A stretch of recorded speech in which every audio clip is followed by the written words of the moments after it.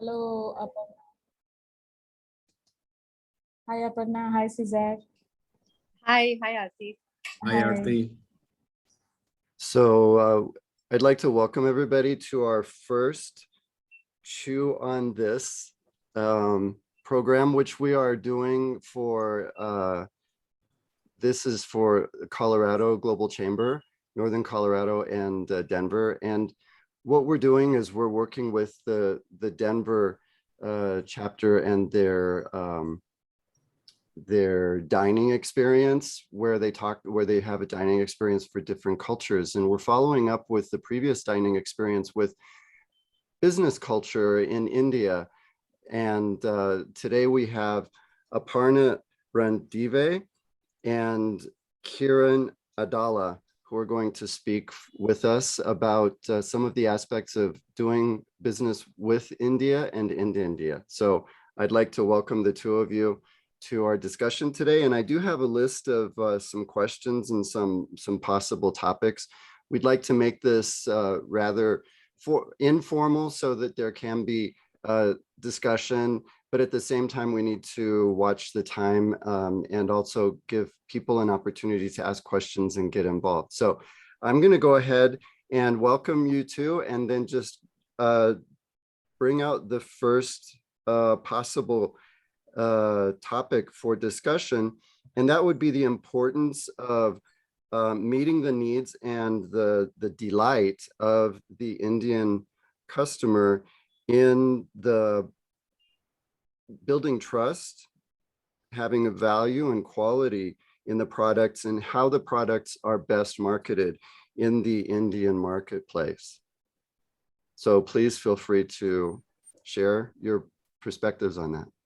Great. If I may, Aparna, so I'll start. If that's okay. It's a great question. Thought. I think it's a great question, no doubt. And also, it's my experience in India or with business doing in India. So primarily, I think there is as a customer myself and also as a businessman, I think I can see the both sides of the coin, if you can imagine. So, and first of all, India is very diverse, as we all know, and the culturally very diverse. And so you need to understand where you're doing business. India is huge, so we have to understand the regional business mindset of the customers, and you need to understand what are the expectations for that particular the community you're serving or particular region you're serving. So to make it more very simple, and the top three criteria, if I would ask for the product to be successful in India. So one, it has to be a very detailed market research where the expectations of the customer, the price points, although the price points, in some of the countries it can be a bottom of the list, but in India, I think the price point is very important because of the competitiveness of the various sectors here and the various products. So I guess the point number two is the expectations of the customers is, I think, I would imagine. So of course, it's similar to anywhere in the world, but the expectations are really high. When I say really high, so even if you are spending some $1 on a product or $100, so the expectations are set where the every dollar is important to me. So I expect that the quality service from every vendor I go to. So and again, it is universal. I agree, but at the same time, in India, it could be more demanding, and which, of course, put you in this position where you need to understand the customer more deeply before launching the product in India to be more successful. At the same time, look at your price points, and then understand the regional culture. So before you market a product. And if you're doing an ad, you probably have to do in maybe 20 odd languages, which will probably impactful to various regions, I would imagine. So I think that's what my insight on this. Aparna, over to you. Thank you so much, Kiran. It was really nice that you could, sort of set the ball rolling and give a perspective. Just to add to that, Todd, and to add to your question, the Indian customer, or let's put it like this, the Indian market today is very much a customer's market. You see, so there are multiple choices that the customer has, and the Indian customer is very wary about the typical ROI that one will get on the product as such. So therefore, and it's also very price sensitive. So, and this is something that I often tell people when they want to establish either businesses or they want to sell their products in India, that you have to be aware that $1 irrespective still costs us 73 to 74 rupees. So therefore, the conversion rate needs to be kept in mind, and therefore the price sensitivity as well. So what may seem to be a very small amount for you, maybe like a $10 odd, still works out to roughly around 700 rupees for us, right? So therefore, whatever the price point is, one needs to keep that in mind. Secondly, when I say it's a buyer's market or a customer's market, the Indian customer is very well aware about what are the choices available, and therefore what are the pluses and the negatives of the different products, and then service then becomes the key differentiator. Now, irrespective of what product it could be a car, you could be selling machinery, you could be selling real estate, you could be selling anything under the sun, but ultimately what matters is the post sales kind of service, the ROI that is impacting me as a customer, the value that I'm deriving out of it as a product, and how it is and where is it going to impact me in terms of my business and my life as such.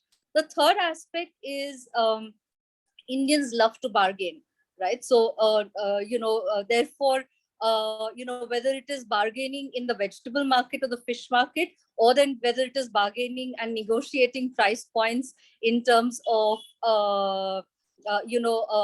service or products available in the market. So it could be right from heavy machinery down to a service like a consulting product and so on. So then when you're sort of talking about price points and you're talking about margins available, there is no point in being stiff about the margins. You have to make your margins in such a manner that it actually turns out to be relevant, and give the pleasure to the customer of having bargained and having brought your price down to a certain point that he has or she has in mind, and then having bought your product. So, ultimately, that is where customer delight really comes in, that one is having the product at the right price and the right value. Second is having the price having the product seemingly at their own price that they had thought about in their mind. And thirdly, it's due value in terms of the service post post sales kind of service. So these are the three or four factors which really add to the trust levels. Now, trust also depends on the certain kind of legacies that the organization has had. So Indians are very, very aware about where and how the market has evolved, or the international market, as it were. So today, for example, if you take the name of Tata's, it immediately builds, there is a certain amount of innate trust that is there in the product, because the word trust is very is almost synonymous with the word Tata, with the name Tata's. So therefore, anything that the Tatas will sell will have a higher trust factor as compared to any other product under the sun. So ranging from a reality, or rather real estate, to a automotive product, to, sorry about that, those are my pups. So irrespective of what the product is, the name Tata's will repose that kind of trust that's there. So that brings me back to the same point that trust is very subjective as far as India is concerned. There is objectivity to the extent of the experiences in the past, the research that's available about a certain company or certain people, and that sort of determines where and how the product will definitely sell. So if you look at a product like a Sony or Philips, or again the region that it belongs to, so with all due respect to all the countries around the world, but there are certain regions or there are certain countries from where we will think a second time before buying a product, even if it is cheap, even if it is, readily available. We will, in the current day and age, we will definitely think a second time before buying a product from there, because it belongs to a certain country and from comes from certain people. So we have very clear demarcations in our mind as far as, or preferences in our minds from a subjectivity and an objectivity perspective. I hope that answers your question, Todd. It's a long answer, but all the same. Thank you, both of you. And I do have a couple of things that I'd like to follow up with a little bit. And one goes back to Kiran, and you'd mentioned the aspect of languages and the necessity of advertising and communicating with people in different languages and dialects.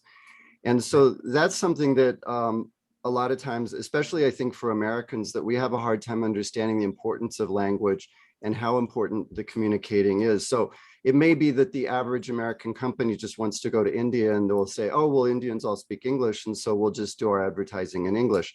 But yet when we think about the importance of the different dialects and the different regional languages, that also brings into consideration different cultural and value aspects. And so what would be the variations of the different cultural ideals, or the different areas that need to be satisfied in and amongst those different language areas? I guess I'll take that because I raised as a point. So yeah, it's a brilliant insight, Todd, once again. So basically, as I mentioned, so the India is very diverse in a way, and also it's very important to understand the mindset of the regional mindset of the people. And when I say regional mindset, so not only the language, but culturally there is it varies. So basically, if you see the financial capital of India is Mumbai, most of the businesses try to launch their products in Mumbai. Then we have political capital, which is Delhi, and a lot of international companies looking to arrive in Delhi and see the success. But at the same time, it will be surprising that there's some products, the companies are very successful in the north, but they're not in the south.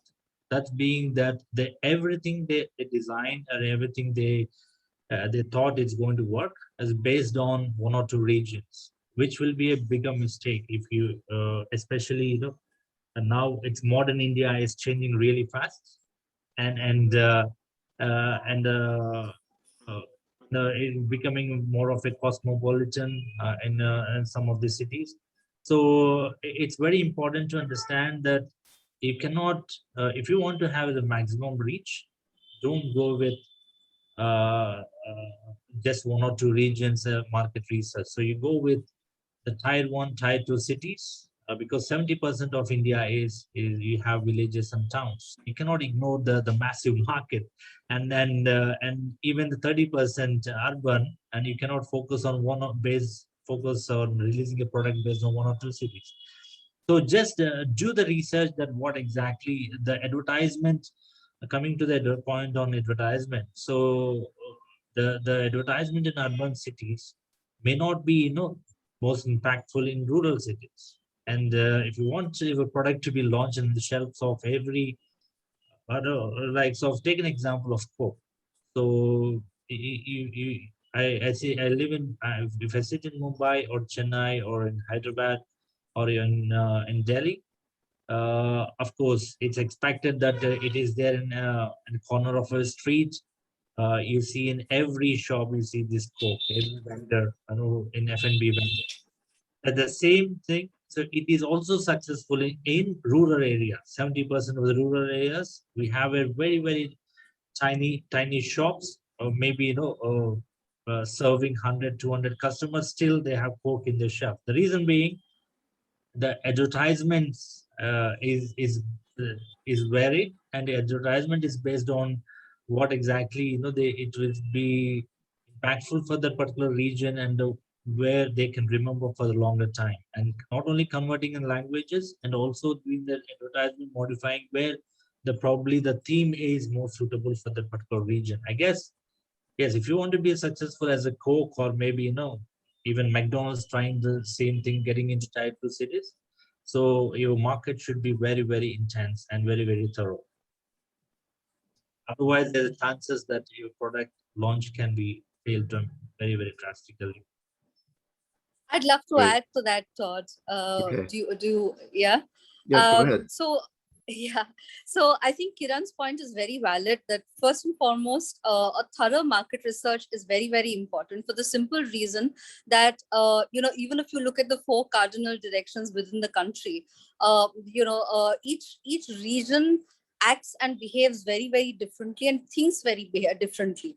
So if you look at the North Indian mentality is very different. The thought process is very different. What excites them is very different, and what interests them is also very different, and what sort of puts them off is also very different as compared to what happens in Mumbai, as compared to what happens in Chennai, which is down south, and what happens in Calcutta, which is to the east. Now, if you really look at the mindsets of all of these people, the cultural backgrounds, the historical backgrounds of each of these regions, those have a very clear influence on the way they even currently think.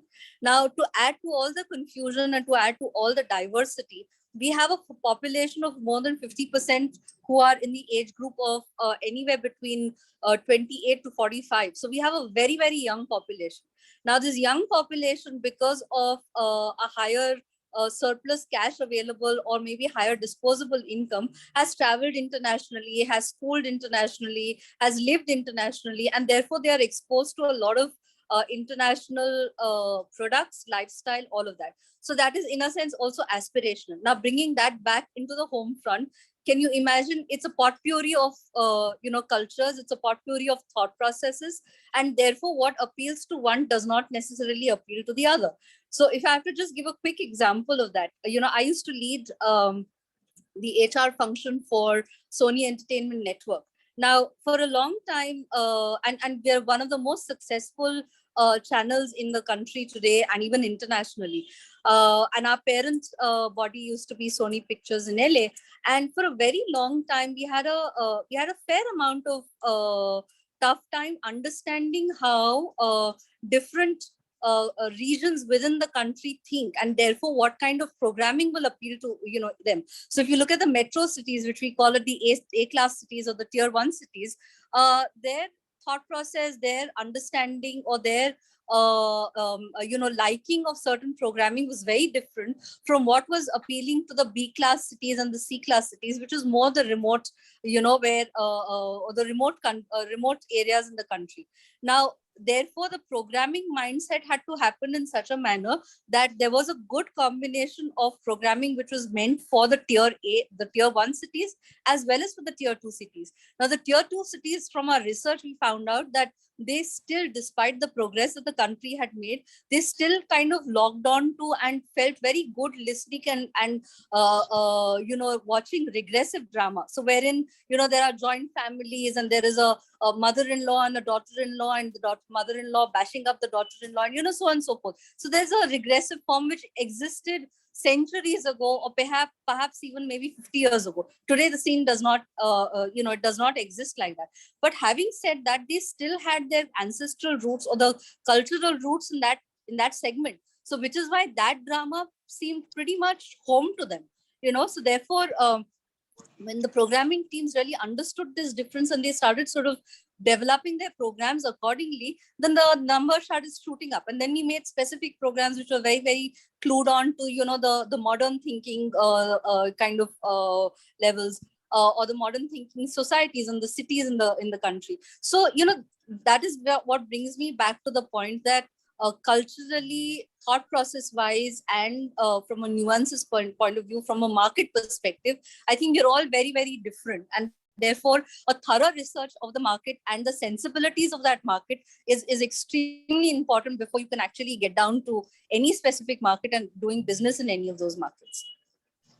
Thank you, Aparna. I think that you brought up a really important point there in pointing out how you can't really judge the culture and the mindset through the movies that people watch, because so many times the movies that we watch and the programming doesn't really take into consideration that very deep and profound cultural value set that is a part of the language and a part of the history and a part of how you're raised and how you grow up.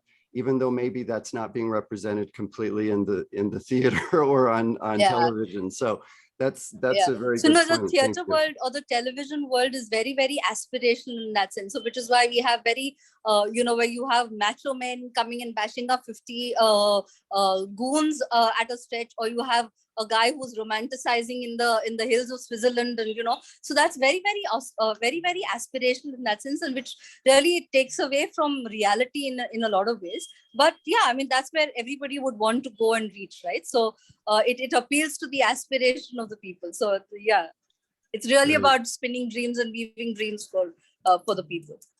Right. Great. Thank you. And so I also wanted to follow up with you, Aparna, on something you mentioned about bargaining and the importance of bargaining. And I think that bargaining is something that for a lot of Westerners, it's something that's very difficult to understand. It's very difficult to maneuver, and it's also very difficult to value. And I do understand that there is a strong value in being able to bargain, and that my experience of living in China, that bargaining is also very important. And it also is relationship creating. It creates a bind. It creates an interaction and a relationship between the two parties. Is that also something that happens in India when you're bargaining? And what are some of the positive aspects to look at for why you would want to bargain with people rather than just expecting people to pay a flat out price? And that would also be in negotiating when you're negotiating with people on pricing. Okay, there are, I love to take every question back into a little bit back into history and the culture, because the culture of the country, or the history of the country ranges back to about 8,000 years. So it is almost a part of our DNA. Everybody who's born in this country has a certain element of that DNA, which is still existing there somewhere in those chromosomes that we have, right? So if I have to take it back to India in the earlier ages, if you look at the historical perspective, a lot of trade used to happen, or back then trade used to happen on the basis of barter system. So I give you, I sell you my cow, and you in return give me something else, which is which is worth as much as the cow is valued, right? Or I will sell you a piece of my land, and in return for that, then you give me an X amount of something else, right? So there was until the money system really came about, there was really no exchange of money as such. And then when the money came in, that is where it started getting valued very highly. And we used to get my grandmother tells me that we used to get 10 grams of gold for about 20 rupees only back in the day. So such were the times. So I'm saying that is the historical genesis of this barter. Therefore, instead of saying, okay, one cow, I will give you two cows. Instead of saying two cows, I will give you a calf. That is how that entire system started. Now that continues till date. Now Indians love to bargain. We assume, or we go with the assumption that the price quoted has at least 2x amount of flab which is built into it, or then it has a certain amount of margin plus an understood thing that it's the other party is going to negotiate, and you bring it down to a certain level. So therefore every price is sort of priced about 1.5 times or at least 2 times the cost, and then the negotiations happen. Now negotiations will happen, or are more successful when there's a relationship, like you so rightly said, when there's a relationship which is built, and certain points in time, if it even reaches a deadlock, and you have a good relationship which has been built into the system or with those people, you can actually have like a water cooler conversation and say, okay, we just need to get this thing done, so let's just get on with it, we'll manage it. That's how it all happens. You're saying, not your price, not my price, let's arrive somewhere at the midpoint and kind of get going. But the objective is to get going with business. The objective is to get business and generate as much as a profit for both parties, right? So you have the benefit and the happiness of having bargained to a point where you're actually cutting me down seemingly. I have the benefit of having still kept my flab and my happiness in saying, okay, I still made my margin, and if not 100 rupees, I made 50 rupees as margin, right? So it works both ways, and I've still maintained a relationship with the other. So doing business in India is largely built on relationships. So whether it is you're buying fruits and vegetables of a vendor, if you have a regular vendor, and if you have a regular person who's giving you all of these, that person will make sure that he'll keep the best for you. He'll make sure that he'll give you a price which is maybe his cost price.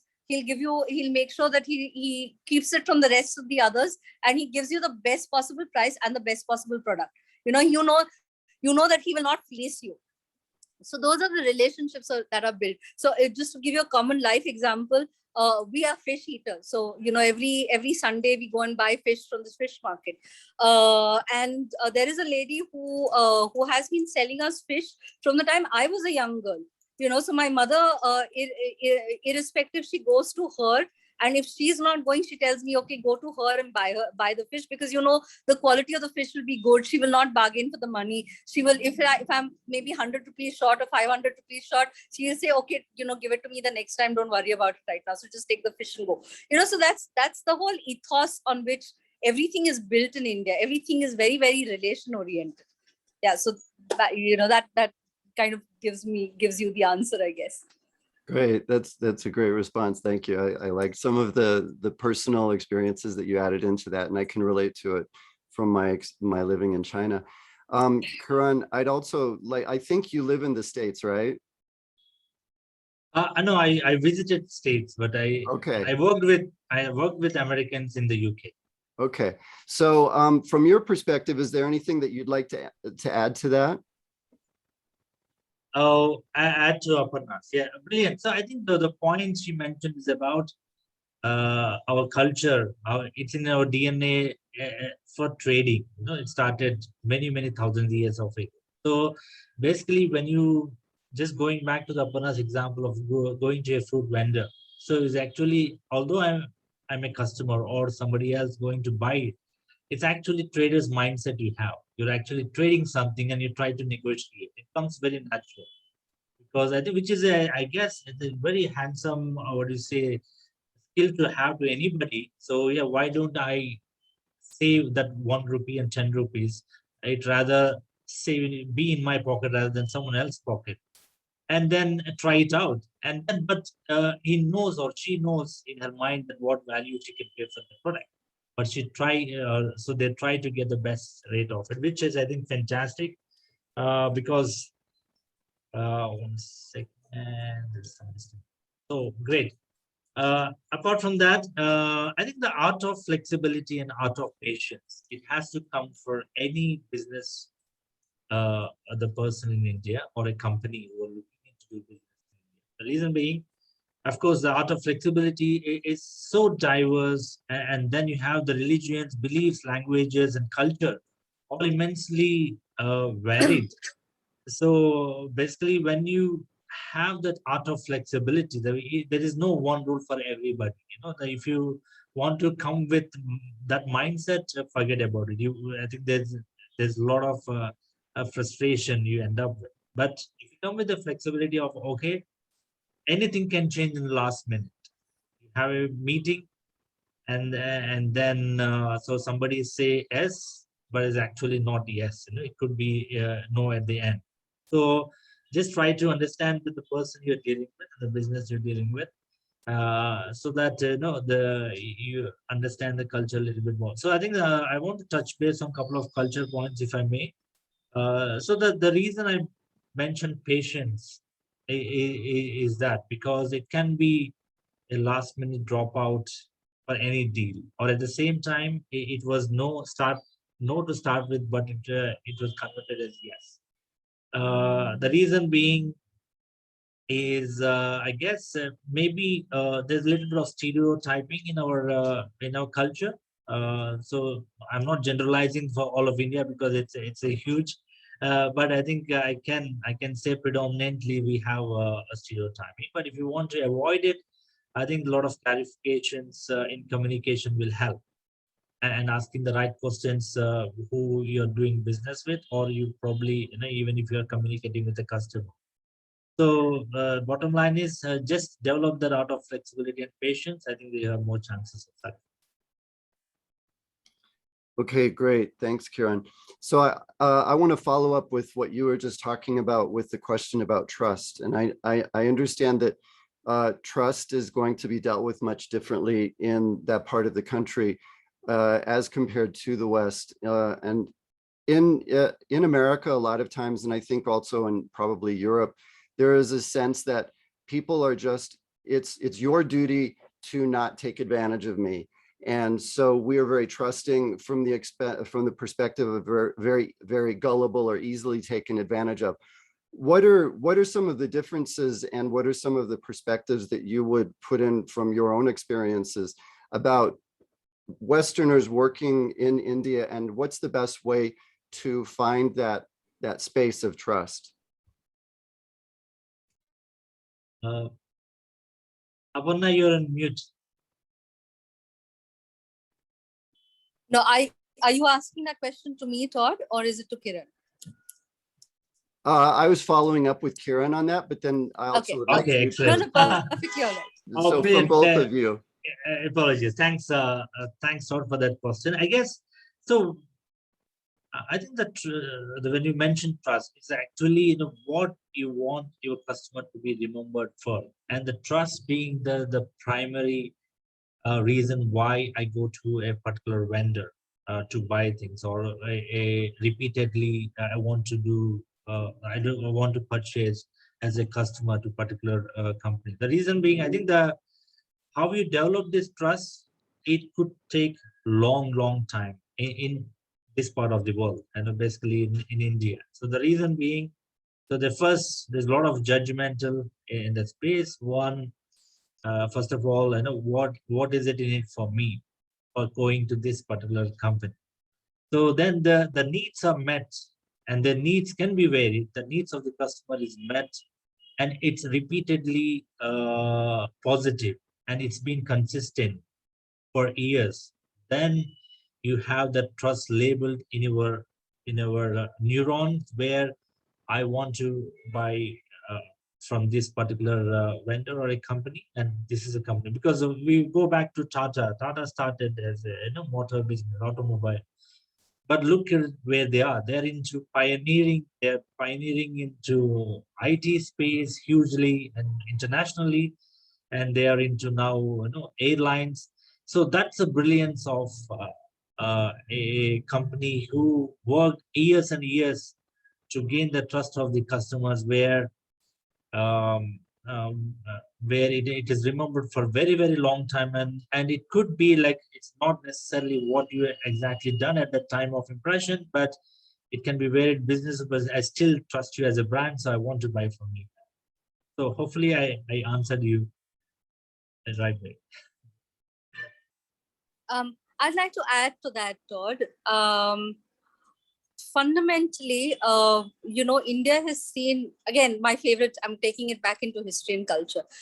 India has seen so many, aggressions, so many invasions from so many people and so many cultures in so many countries. So whether it is the Mughals, whether it is the British, the Dutch, the Portuguese, the French, you have so many of them who actually came in as traders, came in as potential friends, and then decided to invade the country and take on center power and powerful positions. Now that has again driven us all to think about the other person who comes on board, or to come ahead and say, we want to do business with you. It sort of raises our antennas in the very first few meetings, until such time, innocent until proven guilty is what is the adage that we follow, or the principle that we follow. But fundamentally, but at the same time, we have our antennas on to kind of minutely observe, minutely judge as to what is happening. Are you really truthful to what you're saying, you're committing? So there is a certain amount of judgment which definitely does come into the picture when we're sort of dealing with outsiders, especially with expats. Now, if I have to flip the question the other way around, today, because of I don't know, certain impressions that the Western world carries about India, the Westerners who come into India, they come with a certain mindset and a certain thought process. The mindset predominantly, and I'll give you a recent example that I had with a person from Netherlands who wanted to set up business in India. If you start off on a note that the other person does not understand anything, or is out to swindle you, or is out to take advantage of you, you are starting off on a negative point of on a negative note. So obviously, if you go on the offensive, the other person is going to go on the offensive and is going to be as much and more wary about what you're saying and what you're not doing, right? So the point I'm making and driving home is that if you, like you would walk into any other country and evaluate and establish the fact that the other person as competent, if not more, as you are, then there is a certain amount of trust which automatically builds in, because your manner of relating to that individual is very different, and you're talking to him as an equal, not as an inferior, right? So when I coach expats who are wanting to set up your more on the cultural aspect, this is the fundamental thing that I tell them, that in order to be able to establish trust, you need to be able to take a look at the other and say he's an equal. He is not inferior. He's not there to swindle you. He's not out there to take advantage of you. He would, if at all, only add more value to your business. So give him that due, you know. The second point that happens, and which is again goes on to add to that little bit of trust, is when you try and westernize. So when the Westerners come into India or any other country beyond the West, they try and westernize that specific country, which is one of the reasons why Walmart failed miserably in some of the countries apart from the West, right? Because they tried to westernize the buying pattern or the shopping pattern of customers in those specific areas, which had a certain set of which had a certain mindset of buying product, right? So I also have worked in the retail, and I've worked with expat bosses in the retail as well. Now, if you say that something worked in a Primark in the UK, or it worked in a Sainsbury in the UK, or a Tesco, or wherever else, and the same principle should follow and work here in India, then there's a difference. The one who succeeded brilliantly as far as retail was the guy who actually put grains in gunny bags, like we are used to checking out grains and actually feeling them with our hands, and he did brilliantly well. That was a Future Group. They did brilliantly well because they understood where the customer's mindset was coming from. The women were used to going to shops and checking out the grain and touching it and feeling it, and only then buying it. Right now, that's understanding the mindset, and by understanding the mindset, you build in trust. So I think all of these things go into to build in trust. That's what I have to say. Great, very, very powerful responses. So we have a few more minutes, so this will be the last question, and let's give each of you about 3 minutes to respond. So segueing from the concept of trust, I'd like to talk about what are some of the best ways to work with Indians to get to establish a relationship and get good quality responses, or even if you're hiring Indian workers, what's the best way to get the best response from them in their jobs? Can I take that? Yes, please, Aparna. Okay. Okay. So if you understand the Indian society, Indians are a very high context kind of a society, which means that, if you give us a certain goal and you say that this needs to be achieved, we don't need very specific and minute levels of directions to say, okay, now from here you go straight, and then you take a right, and then you take a left, and then you'll reach this point, and then you'll be able to, do this and do that, and then reach your goal. We just need to be told that, okay, this is your goal. How you get there and what you do to get there is left up to you. And with that trust, and we are, as Indians, our mindset is tuned to the extent of making sure that we reach the goalpost in that specific point. We are a very high context society. As against that, there are certain other societies which need very specific and very minute granular details. So that becomes a very critical point when you're actually thinking and working with Indians, that you don't give them minute directions. You just tell them that this job needs to be done, and how you do it, we leave it up to you. We delegate you, we empower you. And that is when, the best outcome will really be available to you as expat bosses. Secondly, while hiring while hiring Indian workers. Now, when I say workers, I mean, I'm talking more about the knowledge workers, right? The Indian mentality again, or the Indian knowledge workers are, one is, you need to understand that we focus a lot on education. We give a lot of emphasis on education of our children, of even the youth and the youngsters growing up. And therefore, not just the junior and the middle and the tertiary, but even a higher education is given great emphasis. So therefore, the mind has been trained and tuned in to think very differently and in different aspects. Now, it's a different story. We're talking about the employability aspects, etc., which is fairly low today. But all the same, from a hiring perspective, I'm saying this, that if you look at the intellect or the intelligence of the individual, it's the aptitude of the individual, it is all there. Now, there could be certain individuals who, because of their conditioning, can come up with a certain mindset to say, oh, this how it cannot be done. So if you look at Edward de Bono's 6 thinking hats, the black hat is something that we wear very often, and say that how something cannot be done. So we'll first think about all the problems that exist in those in that situation. It is also not with an intention of not doing that job, but it is with the intention of figuring out, if something goes wrong, then how do you kind of circumvent that. So if you understand the way Indians think, then it becomes a lot more easier to hire. Now, secondly, and very critical, is to have an Indian sitting with you when you're hiring an Indian, because that person is able to not just understand body language, because sometimes we tend to say a yes like this, sometimes we tend to say a yes like this as well.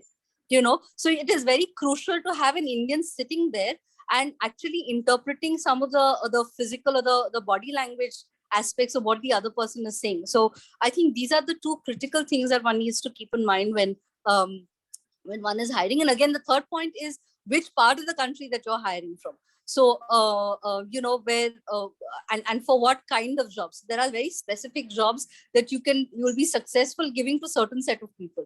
Like if you go down south, people are they're very mathematical in their sense. They have a very logical approach, a very mathematical approach. They're wonderful with numbers.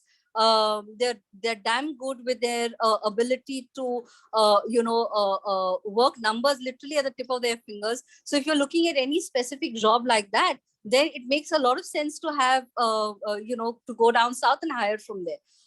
Not to say that the other parts of the country are not do not come with those competencies, but I'm just saying that that is where the predominant basis is. And so likewise in the west, in the east, in the north, and so on and so forth, you have very specific competencies which are available in those specific places, and it will help if you kind of go and hire from those places.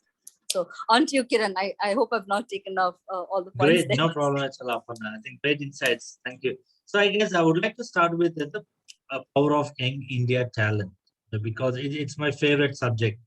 And then, so if you still see the statistics taught, so basically, we are now around 60 to 70% of Indians are between 25 to 35 years of age. So I think that's a fantastic for any country. When it comes to talent, when it comes to business, when it comes to the growth. So I guess the some of the key points I want to address is, of course, the young talent is now presently they are very ambitious. Yes, and also they're becoming more cosmopolitan in a sense, where they're getting exposed to what benefits they're getting in other countries, kind of thing. So there is a lot of what do you say?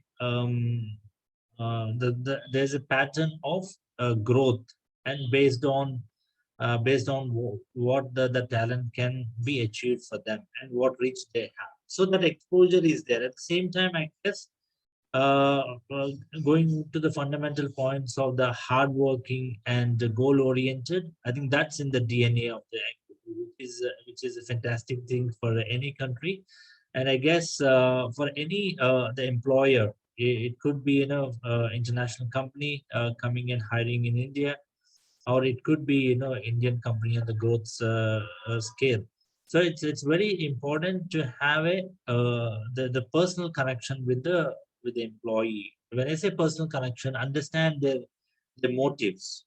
It can be lost in big companies. It's very natural that you can't focus on, But unfortunately, I think that the fact is the attrition rates are high. The reason being, it's not because it's a bad company to work for, it's because their individual needs are not being met.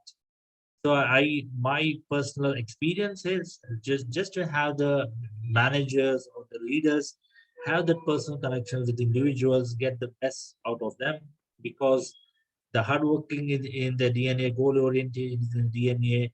So all they need is some direction and support, and a trust between the manager and the employee. So I think we may argue that they have fantastic CEO, or they have a lot of business. At the same time, it's important to understand what is in it for the career growth for the individual. Otherwise, the bigger picture will be missed out, and the retention no can be lost. So at the same time, there are companies where the attrition is low. The reason being that probably that the number of needs the individuals have or as an employee has been met repeatedly and consistently. That's where the companies are more successful. Great responses. Thank you very much. And I think from what I'm hearing in your response, Kiran, is that it all comes back to relationship. And so many times when people feel that sense of community, when they feel that sense of the relationship, that people cared, that people are interested in them as an individual, that it creates a stronger bond. And that's something that's very important, I think, for a lot of the older cultures, if you will, that relationship and that human interaction is so important. So thank you. I would like to thank both of you. I think we've come to the end of our time, but I had a quick question. great. I don't know if we have maybe an extra minute to get it in, but I was curious, with the relationship piece being so important when you're doing business in India, would you say how has that been impacted with COVID and a lot of things being virtual and on Zoom? I guess, with body language and things, with virtual platforms, do you think it's helped to establish relationships on a wider scope because you're able to connect with more people? Or do you think it's kind of hindered that with the ability to establish relationship is sometimes much simpler in person? So we only have 1 minute here. So Aparna, please. 1 minute answer, go. Okay, so I think okay, so I think the challenge is the same globally. In India also, we faced a similar situation where, relating to people on Zoom is far difficult as compared to what it was, back on the work front, where you could have water cooler conversations, you could discuss over a smoke, you could discuss over a cup of tea, and a lot of things used to get sorted. So I think in a nutshell, relationships did get hampered, but I'm sure now with the world opening up, things will change. So my 30 seconds there. Sure. So I think my view is basically, I think we all had, lost that opportunity to meet people for a long time now. And most of the mindsets are saying that, I want to get back to work and meet people. And that is definitely there.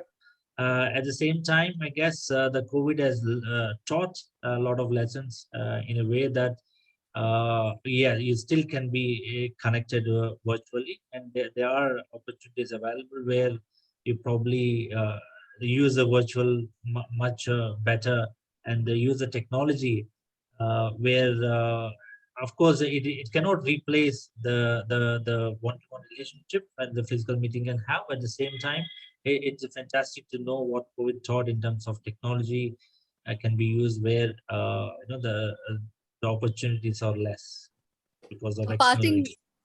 Okay. A parting note, Todd, one parting note, it definitely did bring the global chamber much closer, and we could have meetings all across the globe, left, right, and center, which was just not the case earlier. That's right. We can talk to people on the other side of the world very easily Absolutely. now. So thank you. We need to get this platform back so that they can have another meeting going forward. But thank you so much for participating, and wishing you guys a great thanks for the opportunity. yeah. Okay. Thank you. Thank you so much. You. Bye.